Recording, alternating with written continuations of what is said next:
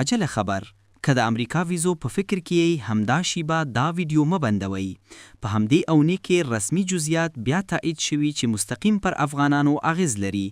ځینې دروازې لا هم خلاصې دي او ځینې قاعدې لا سختلې شوي.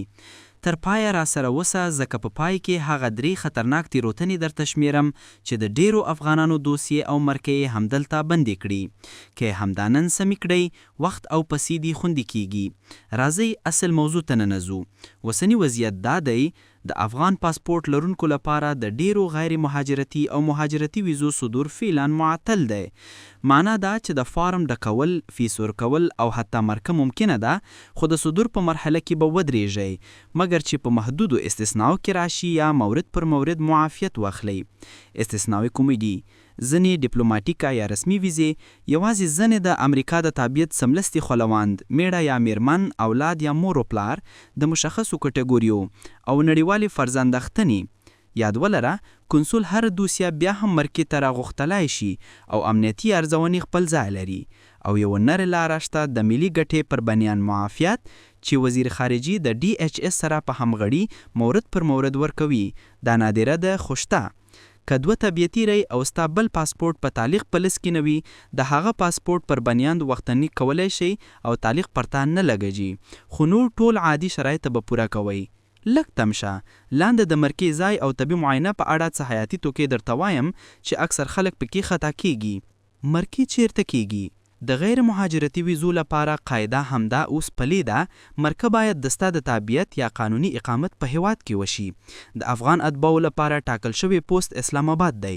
هو کیدای شي چې بل هیواد کې هم نوبت واخلئ، خو قناعت ورکول به سخت شي، انتظار به اوږدیږي او فیسونه نه ستنیږي.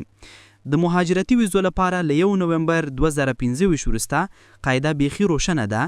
مرکه باید د اوسېدو په هیواد کې وشي. که افغانستان کې اوسېږئ ټاکل شوی پوسټ اسلام آباد دی.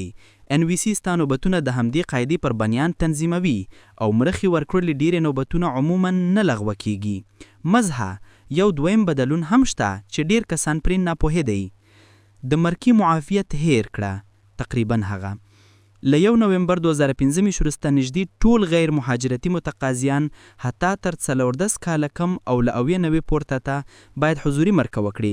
یوازې څه محدوده ډلې معافي پاتې شوي دي. AG او ناټو TEC رو ویزې، د B1 B2 ځینې تمدیدونه چې ډیر دقیق شرایط لري او H2A هم په ځانګړو شرایطو. بیا هم کنسول کولی شي چې هر څوک مرکې ته راوغوښتلی شي.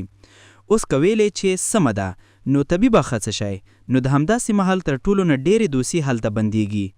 طبي معاینه یوه خوش خبره او یوه نوی باید. خوش خبره ده چې له 11 مارچ 2025 راهیسې د مهاجرتي ویزې د صدور دپاره د کوویډ 19 واکسین شرط علی شوی دی. که یوازې د واکسین د نشته له امله د دوسیه ستک وه او ستا معاینه لا معتبره ده، نو نوی اپډیټ شوی معاینه د فیس په غیر اخیستل کیدی شي، خو یوه نوی باید حتمی دی.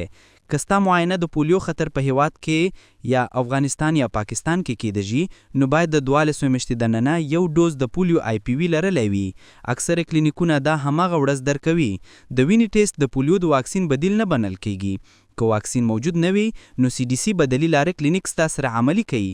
مزه ځکه اوس به وایم چې څوک لا هم په قانوني طور حرکت کولی شي او خپل نوبت بې ځایه له از دست نه راولي. څوک ویلې چې زما ویزه له مخې برابره شوې ده، سفر کولی شم؟ که ستا ویزه له 9 جون 2015 وروسته مخکې صادره شوې وه، لغوه نه ده شوي او هماغسې معتبره ده، یوازې د پاسپورت او ویزې بلتنتي نیتي حتمي وګورئ. د B1 B2 FMJ او H له ورته سره کټګوریو لپاره اوس اپلای او حتی مرکه ممکنه ده، خو د افغان اتباعو صدور د مرحله معطله ده مګر چې استثناء یا معافیت ولرئ.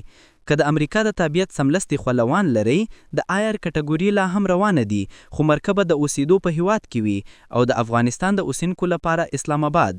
امنیتي ارزونې خپل ځای لري. او که 2 طبیعتي د غیر مشمول پاسپورت تر لاره وختنلیک کول ستا پر مخ دروازه خلاصولی شي، البته د قاعدو پوله کول لازمي دي.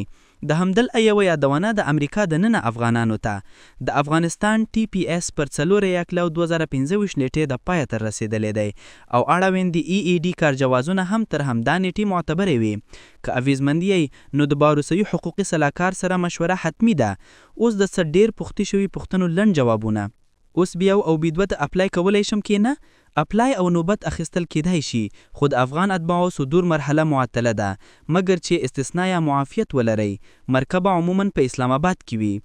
زما کورني مهاجرتي دوسته څه کیدجی؟ یوازې ځینې آی آر کټګوري میړه یا میرمن، اولاد یا مور و پلار د امریکا د تابعیت تر تعلیق څخه مستثنا دي. نور کټګوري تر بلې اعلانه پورې لا هم معطله دي. کابل سفارت به کله پرانیدل شي؟ تر اوسه پورې هیڅ رسمي اعلان نه دی شوی. د 23 اګست 2021 راهیسې عملیات تعلیق شوي دي او ټول خدماتونه د افغانستان څخه بهر پوسټونه تعقیب کوي. که دې پلان لرئ تر پای را سره اوسه، ځکه چې همدا اوس درته 3 خطرناک تیروتنې وایم چې باید څه مرسته وکړئ. 3 خطرناک تیروتنې چې باید نه وکړئ. لومړی، د مرکې غلط پوسټ داخلل. که افغان تابعیي او قانوني اقامت دی بل ځای نه وي، نو د غیر مهاجرتي مرکې لپاره اسلام آباد ته پلان ونیسئ. بل ځای نوبت اکثره وخت اوږد انتظار، لوړ ریسک او غیر قابل استرداد فیسونه معنا کوي. دویم، آی پی وی هیر کول. که د معاینه د افغانستان یا پاکستان کې دی، نو د پولیو یو ډوز واکسین باید د 12 میاشتې دننه لرلی وي. که یې نه لري، نو د معاینه سایخ ماپري همغړې وکړئ چې هماغه ورځ درکړي. دریم، بېنظم اسناد. د طبیعت یا اقامت سندونه، د کورني اړیقو ثبوتونه، مالی مړاته شواهد، پخپني پاسپورټونه او که د آی آر کټګوري وي، نو اړوندي رسمي اسنادونه د پاک، ژباړې شوي او نظم ساتئ. نظم دوسیه د کنسول قناعت اسانوي او د اضافي پوښتنو احتمال کموي. اوس تاور، که څوک پیژني چې اسلام آباد کې د مرکې نوبت ته ناست دی، دا ویډیو ورسره شریک کړه. کومه پوښتنه لري؟ په کومنټ کې ولیکئ. ستاسې پوښتنې زموږ د راتلونکو ویډیوګانو موضوع جوړوي. د کډوال خبرې چینل سبسکرایب کړئ او زنګونی مه هېره کئ چې هر نوی اپډیټ تر در ورسیږي. رسمي سرچینې او لینکونه په ډسکرپشن کې یاد شوي دي. خپل هم یې وګورئ. یادونه، قانون بدلیدای شي او دا ویډیو کې معلومات عمومي دي. شخصي حقوقي صلاح نه ده. د حساسو قضیو لپاره د مسلکي وکیل سره سلا وکړئ.